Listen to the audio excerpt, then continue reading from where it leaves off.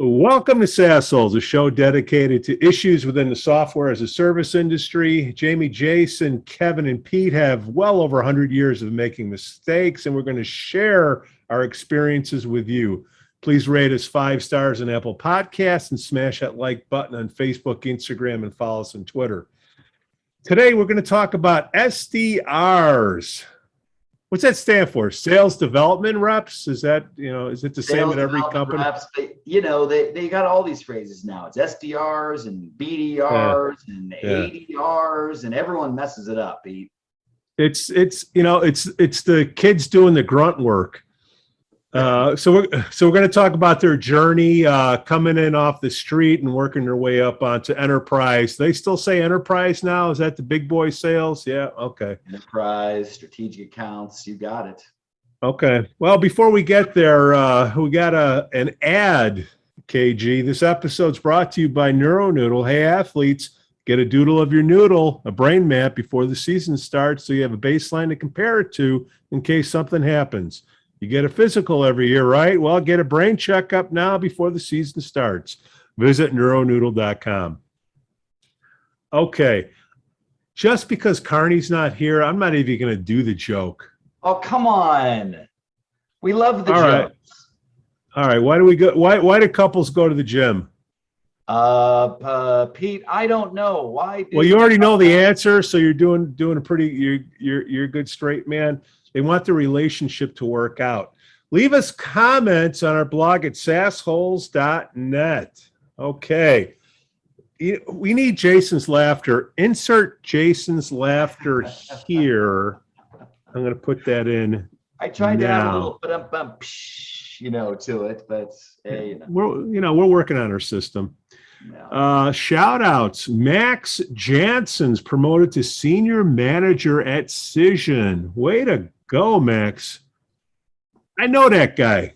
Good stock that kid is. Good stock. Sounds familiar. Proud but not surprised. Sean Keegan promoted to RVP at Yext. Man, they're getting all our old guys, KG. Yeah. Sean was a sales guy. He started out banging the phones, and now he's a big old vice president. Alex Madison, 1 year at Salesforce. She was a VP that we worked with quite a bit.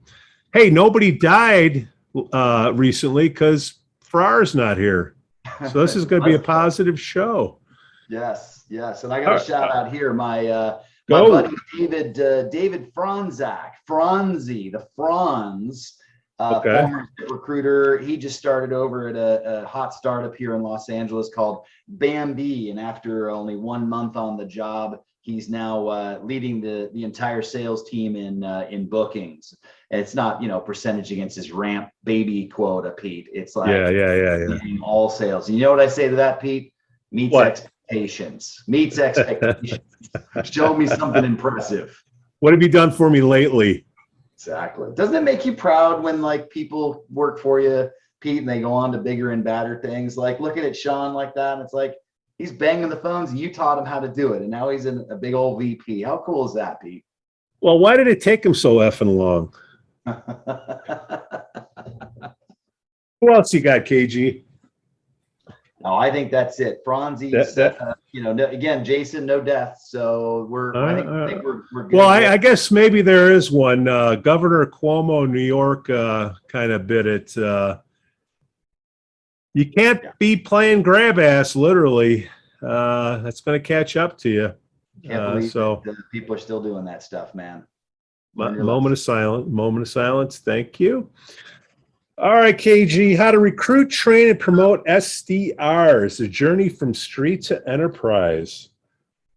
Marketing versus sales responsibility. Since marketing's not on this show, okay, we can talk all the crap that we want. You never want anything to report to marketing. Nothing, zero. Yeah, surprisingly, though, SDRs, like the stats suggested, like 30% report to marketing. Did you ever have that situation in your day? I had it a couple times. I wouldn't allow it. I wouldn't allow it, Steve. All right. I know we're talking about we're talking about SDRs, but like, what about the inbound line? You know, I don't know what you called it at your old place, but it's like, you know, you got the website phone number, somebody calls in, somebody's got to pick up and sell something. Yeah. Who should that those are SDRs? Okay. Yeah, inbound SDRs. You know, the last company that I was at, Pete, we had the SDR team, both inbound and outbound, was reporting to marketing, and the intention was pure. The intention was honorable. You know, it's a marketing, a lead generation engine. But when I came on as the chief sales officer, the very first thing I did was extract that from marketing to create a lot more fluidity and control, because there was you know, you and I have dealt with this in the past where, you know, leads get thrown over the transom and then and then you're like, well, wait, what the hell are you doing over there? And so that span of control, which sounds totally egotistical, but it was practical to have that connection, right, Pete, between the lead generation engine, these people that are doing top of the funnel sales. Yeah. They're doing top of the funnel sales. And it's such a pain because you have to get into, I've seen situations where when you have a startup, everybody's on the same pay plan. And I've seen people that work that inbound line to be fistfights to get those phone calls coming in and, you know, to make that money, and everybody got paid the same. You had an unequal level of opportunity. You can run into issues with that. So yep. You always want to pay somebody to the degree of influence they have over what happens, right? So if the phone rang, you picked it up. Did you make it ring, or did the website ring? If it's the website that did it, then the website should get paid more than the person that closed it, right, KG? No, Pete, no question about it. In fact, one of the things that I learned early on in 2002, Pete, was that while the inbound leads had higher intention, we actually measured that even further down. And I'm talking about 2002, and these things rang true in recent years as well. We found that churn was higher with those inbound leads, surprisingly enough. And we also found the collections were higher with those inbound leads. And so, and that was just the point, of course, is, you know, those inbound leads aren't necessarily all that they're cracked up to be. At ZipRecruiter, when we had inbound chats and inbound calls, the commission rates were literally half of what an outbound AE got paid, because the intention was a lot higher and it was easier to convert those. And other, you know, there were smaller deals inbound too, by the way. So yes, you're, you know, paid for what you're worth. It's not the same old. It's not a level playing field, Pete. But everyone would clamor for it because they knew that the deal side, that the conversion rates were higher, and so we were able to pay less. Well, I could see marketing's point, because, you know, if somebody's not asking, hey, how'd you hear about us? You know, and they're not. I don't think we had 2002. Did you have Salesforce back then, or did you have any type of system? Okay. Yeah, we had. So I remember in first. 1999, I remember they were giving away 5 licenses so you could use it for free. When you got past that, you had to pay. So we always kept it to 5, and I never had it on I should have had it on those inbounds. I wasn't smart enough. So hiring them, like what would be your process? Because there's 2 schools of thought. Justin Rothmarsh, the guy we keep talking about, the machine, he thinks that the first conversation should be with somebody with a higher level of experience. Some companies put the newbies out there on the phones to make that first connection. Do you have an opinion on that, KG? Well, of course. Well, first of all, I love that SDR role as a breeding ground for the future salespeople, and of course, that's what we're going to be talking about next. And if you're talking about, and I want to make sure what you're asking here, are you asking, you know, should SDRs be the people initially talking to these potential targets? And the answer is yes. The answer is yes.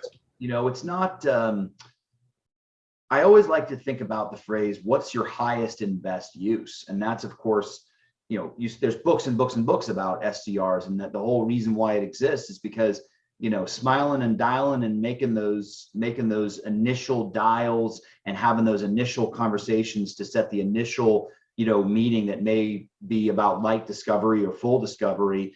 That's not that doing all that work right there and all the emails and the hand dials or, click the dials. That's not the highest and best use for a $250,000 to $300,000 a year salesperson. Now, anybody who says, you need to have a higher level person having those initial conversations has no trust in their ability to train their SDRs I'm going to say the bad word, Pete, script. Script. No, sorry, Pete. It's these days, you know what you say? You say, it's a playbook. Oh, playbook. That's what you call it? Okay. Yeah, the scripts are bad words. You can't say scripts anymore, Pete. You got to say, it's a playbook. What play are you running? Wow, it sounds fun. Let's go play. So, Pete, so anybody who says that person has to have the initial conversation is a higher level, more sophisticated enterprise salesperson, clearly doesn't have a training process, a coaching process, a call recording process to have those SDRs model the right behavior in the first 2 to 3 minutes of a conversation. And if you're not willing to put in that time, well, then go ahead and spend your $300,000 a year on, smilers and dialers. So how would you find strongly about that? Could you tell? I felt strongly about that. I sense the passion, and I'm wiping the spittle off my face in the screen. Now, we had the luxury of working for a company that had classified advertising, but how would you find people? How did you do your interviews? Who'd you bring on board? What'd you look for? What were the common denominators? Oh yeah. So this is one of the reasons why I felt like, hiring, this was a secret power that I felt like we had. A lot of companies out there say things like, I want to hire sales athletes in the SDR role. And I think that is incredibly myopic. And that's a big word. I'll look it up.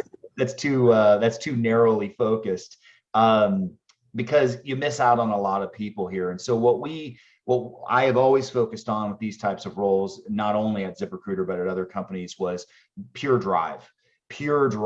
And there's a wonderful book out there, Pete, that's called here it goes, Never Hire a Bad Salesperson Again. The author is Dr. Chris Croner, and he's located in Chicago. He's a great guy.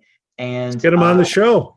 Yeah, he was on one of my other shows years and years and years ago. I'm sure he'd love to be on this show. Okay.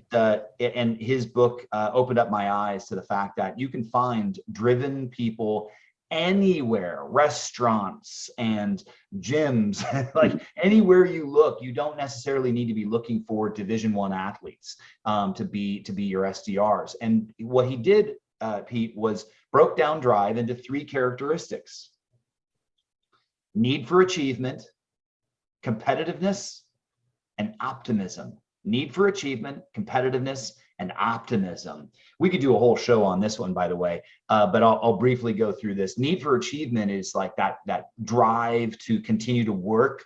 These people get out of bed and you don't have to kick them out of bed. These people make the dials and you don't have to incentivize them to make the dials. These people are working late, probably even when they shouldn't be working late. They're wired to work and sacrifice things in their personal life in favor of work success. Competitiveness. This is amazing, Pete. And I'm sure you've seen this through your thousands and thousands of people that you've hired. People that played sports may not necessarily be competitive, but people make mistakes of saying, oh, they played sports in college or high school, therefore they must be competitive. It's not the same thing. And in fact, if you say that, you're going to miss out on a whole host of people that never played competitive sports in high school, especially women, who are, by the way, far better listeners than men. And which go figure. Yeah, go figure.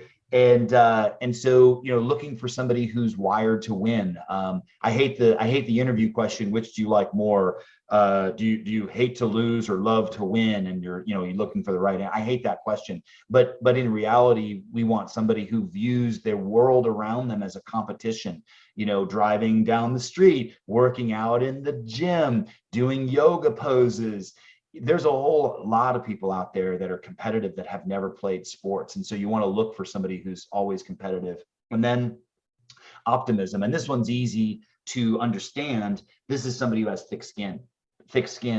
They're not going to get flustered when somebody hangs up on them, which they're going to get hung up on a lot. And in today's, when you're making dials, you may get 5% of the people on the phone that you dial. And if you can't make your 70, 80, 90, 100 dials a day with the hope that you're going to get 5 people on the phone, and then the next day you're like, no, I didn't get anybody on the phone. Like, yeah, this isn't the job for you. You have to have that optimism and go, I know that next dial I make is going to turn into something, and have that hope. So that's what I'm primarily looking for, because you know what, Pete, I know it. These people have very little experience in anything, but you can talk to them about their life experiences and how they've operated when it comes to how they work, how they view competition, and how they view rejection. And that's when you don't have to have the experience that our enterprise salespeople should have.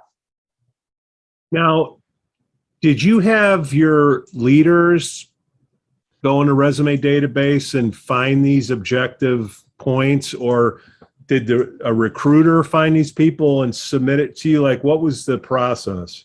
Yeah, so we had a very extensive but very quick process. When I describe this, people go, oh my God, there's so many steps. How do you hire people, with so many steps?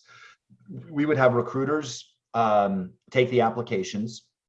We would never look for people like this. It was, the applications, regardless of the economy, the applications for SDR roles just keep coming in, all the time. So we had plenty of applications in all the companies that I've been at. We'd have the recruiter review the resume first, look for, some of the basics in essence that, here's a fun fact for you, by the way. After hiring thousands of people at ZipRecruiter, our data and analytics team, led by Maggie Lee, who's absolutely awesome, we found zero correlation between college education and quota attainment at ZipRecruiter. How about that? Put that one to bed forever. I felt so good about that one finally. So, so just looking at the resume and making sure that this is somebody who can clearly articulate what they're doing and not loaded full of typos. Then there was a recruiter phone screen, and that phone screen lasted 15 to 30 minutes. And that was really about making sure that these people are going to make that call, get their questions answered, and some basics about their background. And then it was a 30-minute sales manager interview. And this was what we called the objective check. And we would go down the list and it was, have you done this type of thing? Have you done that type of thing? And that's not the meat and potatoes of it, but it's really just sort of a check. And then, hey, can they articulate? Can they communicate? We were looking for good communication over the phone. And then the next one was a 3-hour interview for SDRs. 3-hour face-to-face interview where we would have them go through, 3 45-minute interviews with sales managers plus some breaks, in between. And that's when we would get really, really deep on the behavioral interview questions associated with drive and the 3 characteristics. But Pete, we also had other characteristics that we were then evaluating on a behavioral interview basis. Organizational skills, critical for SDRs. Continual learning, critical for SDRs. They have to always be learning. And then coachability. Hey, Pete, tell me about the last time you got off a call that you didn't think went very well and your manager gave you feedback. How did you take that conversation? Then what did you do next? Coachability, of course, being critical in an SDR role. And there was probably 3 or 4 other characteristics against which we were, interviewing in the benchmark there. But again, we're talking about review of a resume, recruiter phone screen, sales manager phone screen, 3 1-hour interviews with the sales managers. And then we would do the background checks and the screens and all that type of stuff. By the way, what we didn't do, this is going to make our listeners pissed. We did not have that obligatory, okay, now come do a presentation for us at the last stage. I mean, we didn't do that, Pete, because when we did, we learned that there was like no correlation. There was some people did it well and shit the bed in the role. Some people didn't do well and they did amazing in the role. There was really no correlation between that particular step and sales success in the role. And we were like, let's get rid of it. So because there was no decision making that went along with it, and 80 to 90% of the people made it through anyway. So it was like a wasted step. So we removed that, and all that we can get done in a week and a half. So the interview process was still really fast, Pete, but thorough nonetheless, even for an SDR role. Right. I'm trying to remember. I think we sent out the script beforehand, and when it got to the leaders, they would role play, and you could see how they could follow. When I say script, bullet points, if they can ad lib, can they stay in control of the conversation? And then when it comes down to it, depending on what business mode your company's in, if you're growth or, just trying to stay alive, you're in growth mode. You got new leaders hiring new SDRs, and your span of control kind of lowers there for a while, and you're just trying to hold on to things.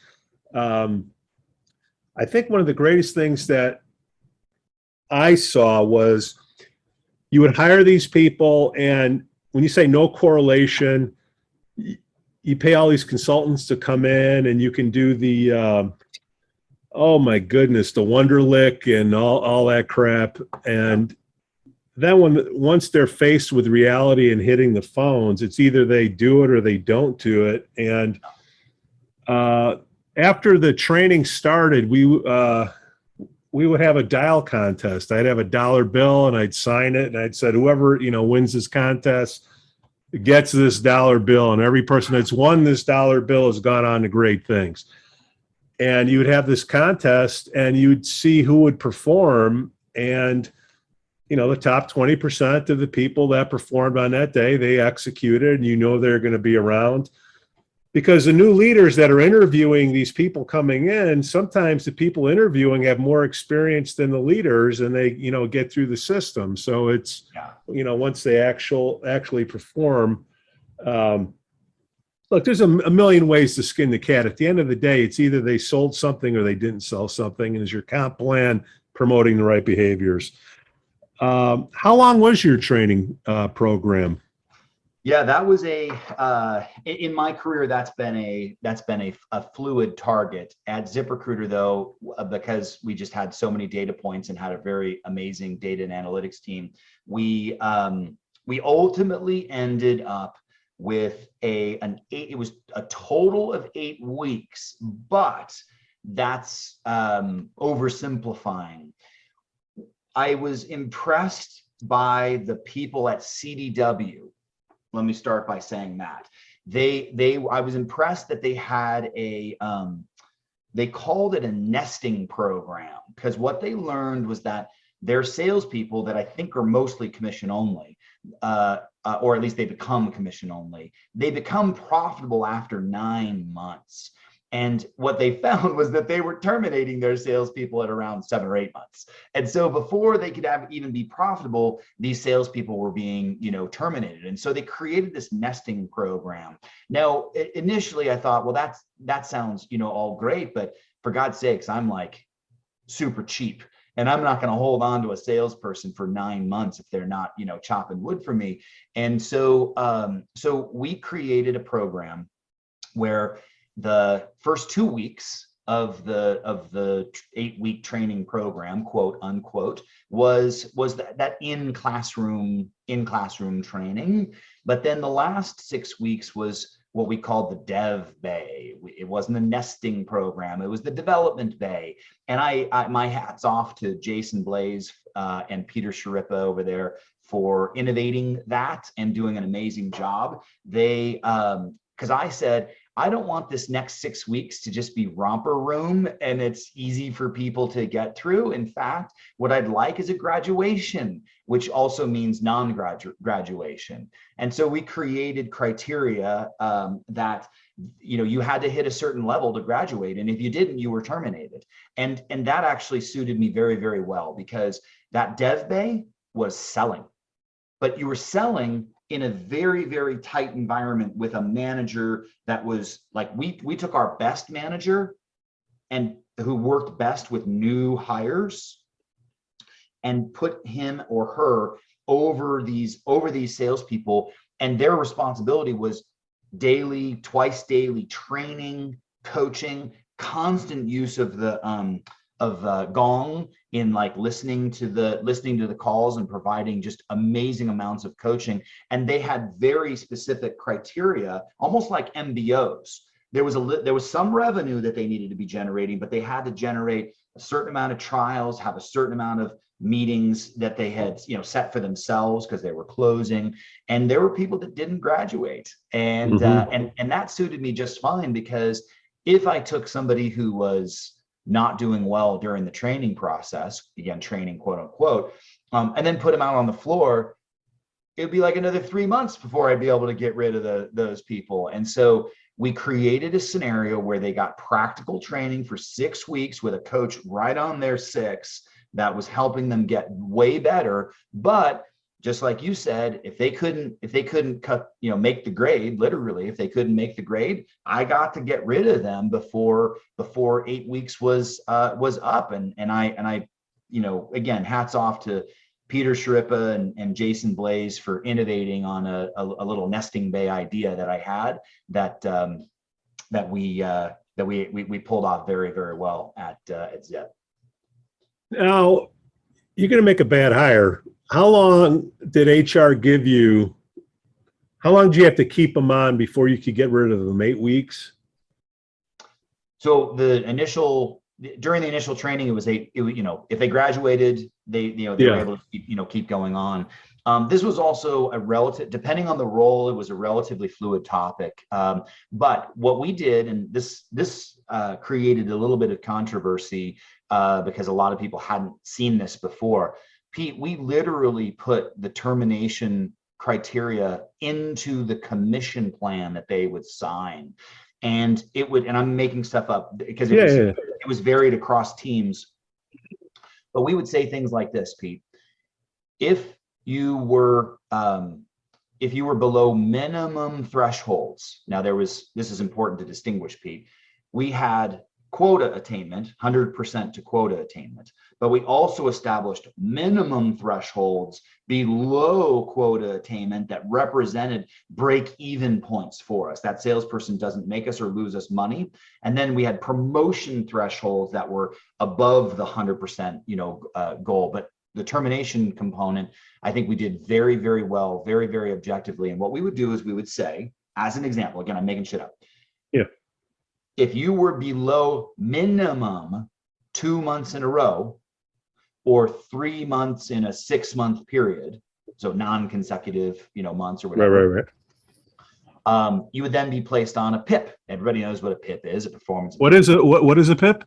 Performance Improvement Program. Pete, we'll have to teach you something new here. I'm kidding. You created PIPs. Like it was on stone. When you did it, it was on stone. You come down and here's your plan. Anyway, and then, but what we would do, and this is going to blow you away. I don't think I've ever told you this before, Pete. Some sales leaders, Pete, put their salespeople on 30-day PIPs, some 60, some 90. Take a guess at how long our PIPs last. 9 months. 9 months. And if you fell below minimum one time within that 9-month period, you'd be terminated once you got placed on a spot. And you know why I did that, Pete? I did that because you and I have both seen those salespeople that get placed on the 30-day PIP or the 90-day PIP, and they bust their asses for 30 or 60 days or 90 days. And then they get off the PIP, and then they go back to doing the old stuff they did, and they go back on it. So now we have these roller coasters, on PIP, off PIP, on PIP, off PIP.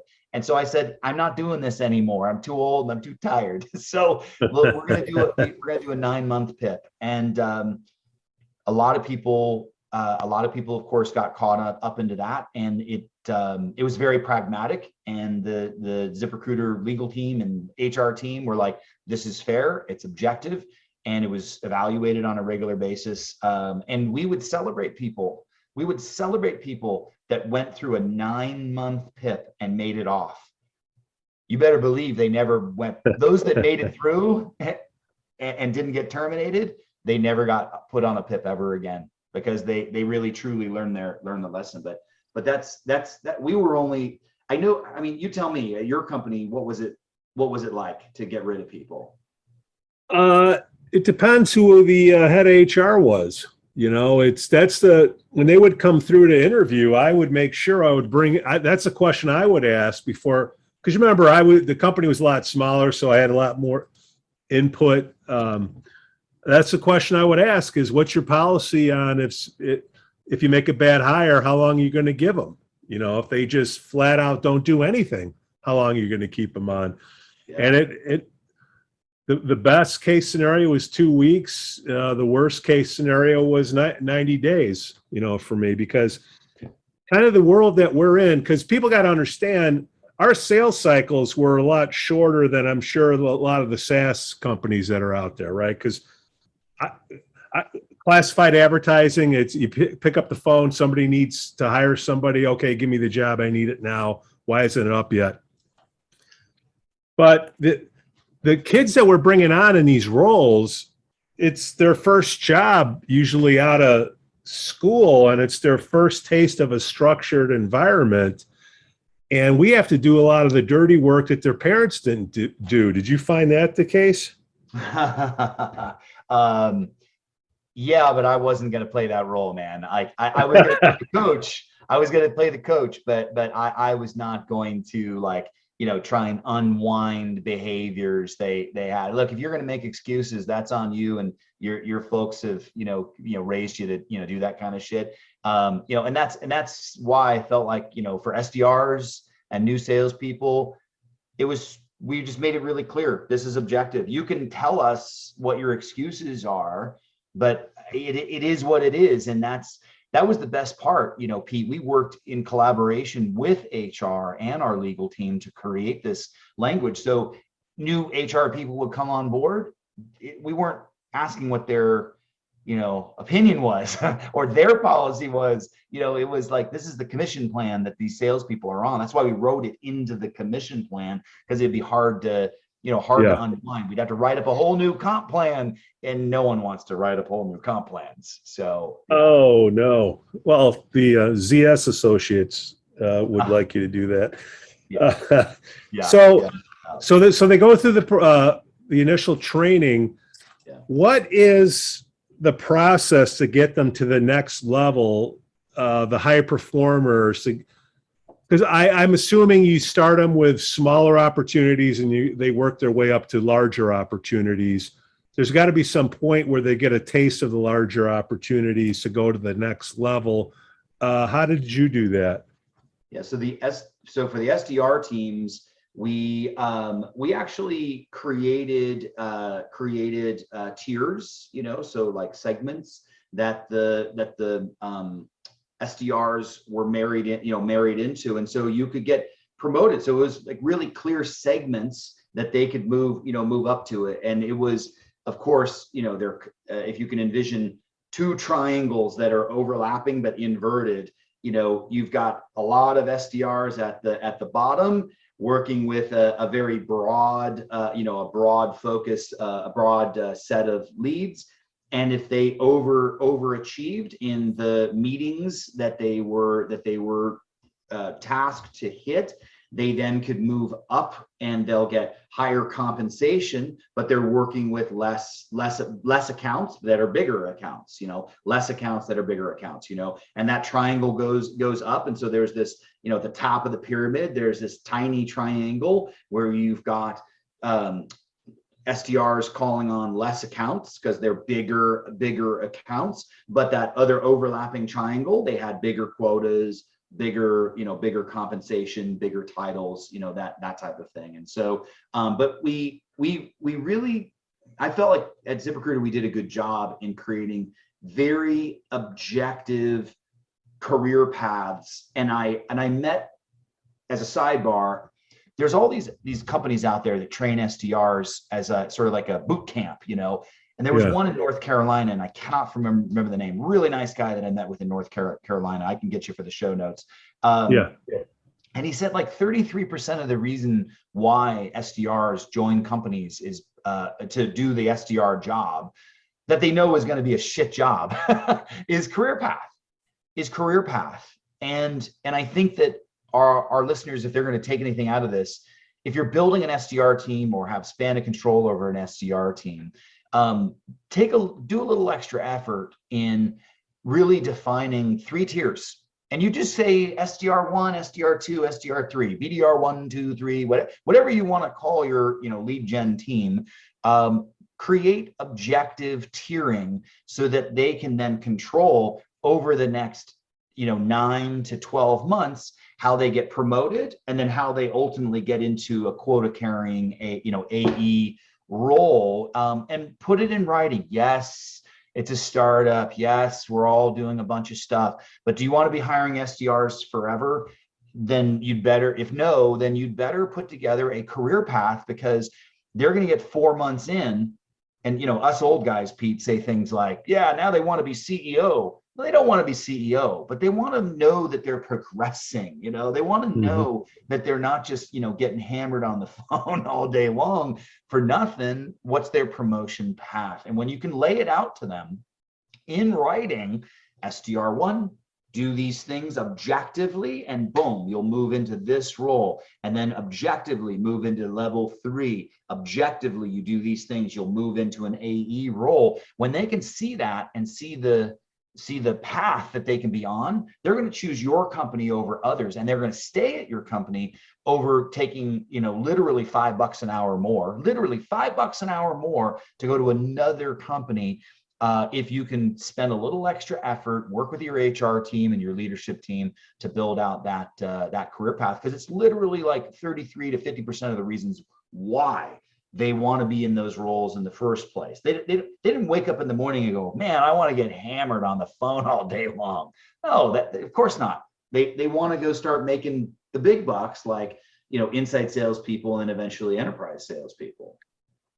That's one strategy. There's companies out there that will say, you know what, I'm going to pay more to training and recruiting, and I'm going to churn and burn these people, and the good ones will move up regardless, Totally. And then you wind up training half of the sales teams out there. But just 2 ways to go about it. It depends who's leading at the top, right? Well, yeah, that's right. In fact, I was in a board meeting 3 companies ago, and the board actually made that suggestion. One of the board members suggested to me that with this SDR team that I was owning at USAMP, United Sample, why don't you just go hire like 20 people and hope 5 make it? And I said to them, like, look, we could do that, but that's a really expensive proposition, to do that. Why don't we spend the time to hire these people properly and train these people properly? It's far more profitable. But yes, you're correct. So there you go. It's like churn and burn, and yes, then you're training the rest of the sales teams in your ecosystem. And that's, I agree, Pete, that's expensive. And if you don't have structure, people don't see what the plan is. I mean, it's now with the kids today, I mean, nobody's going to stay 20 years in one place. You're worth more at the next company. So, give me a reason to stay or give me a reason to leave, and they're gone. There's a recent publication that came out through the Bridge Group on the East Coast on SDRs. They are specialists in SDR training and playbook development and that type of thing. And the average period of time from SDR promoting starting to promoting into an AE role is something like 14 months across SaaS companies, out there. And that's a nice little barometer. Like when you look at that and you go, Yep. okay, great. If I could take that 14 months and break that into 3 promotions, for my SDRs, they start and they get promoted once to BDR2, second promotion to BDR3, and third promotion into the AE role in 14 months. You're dealing with a happy camper. You're dealing with a happy SDR that is like, I'm moving up, and they're telling their parents, and their LinkedIn thing is, notifying that they got another promotion. They feel really good about that, as opposed to, well, you got to be in the role for 2 years and then, maybe we'll discuss it. No one's going to do that. I'm sorry, Pete. Wake up. And a third strategy is, screw it all together. I'm going to farm it out. I don't know the companies in North Carolina, but the Philippines, Singapore, just, let them do the SDR stuff. I've never seen that work. But have you seen, who likes that? The private equity groups, they like that. It looks good on a piece of paper to put a plan together, but when you actually hear them and you lose control of the brand and then the performance that comes in. Yeah. If I'm going to get bad performance, I like to see it in front of my face, versus putting it out there. But that's my 2 cents. What have you heard or seen? That's so funny. I'm so conflicted on this topic, Pete, because honestly, I've done it about 3-4 times myself, and the COO at ZipRecruiter and I worked very closely on that, and he had a very similar experience. And so we both said, yeah, we're never going to outsource this. That said, I've seen a number of companies and usually the bigger companies, like an HP or an SAP or something like that. And they do outsourcing to companies like Televerde and things like that in Arizona. And they seem to like it, and I see Google outsources to a company in Arizona, Teletech. They do some outsource sales, to those teams as well. And somehow they make it work. And I just don't know how they do it. And now that's but that's still in the States. You're doing it 13 hours away. Oh yeah, well, yeah, exactly. Philippines, India, Romania. Yeah. No clue. Okay, I was just wondering. It's okay. Those are some pretty good strategies. Should we leave the audience always wanting more, KG? Always.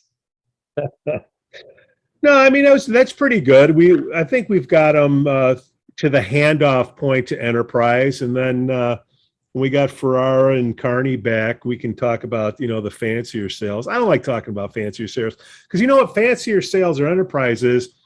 It's the same process, just repeated multiple times at different profit centers. That's just how I look at it. But that's just me. Hey, KG, man, thanks for doing this. Nice. How did you get to be taller on the new logo? I don't know. I guess you get what you pay for. I know, and there's way more hair on that logo than there really should be. Come on, man. I don't know. I think they looked at the pillow guy and they made me. That's a feedback that I've gotten. All right, we'll edit that out in post. Hey, thanks for listening to the SaasHoles. On behalf of my fine co-host, KG the OG, Kevin Gaither. Woohoo. Thank you for listening and ask you to please give us 5 stars on Apple Podcasts. Smash the like button on Facebook, Instagram, and follow us on Twitter. And if you really, really, really like us, buy us a cheap beer on Patreon/SaasHoles. Cue the music.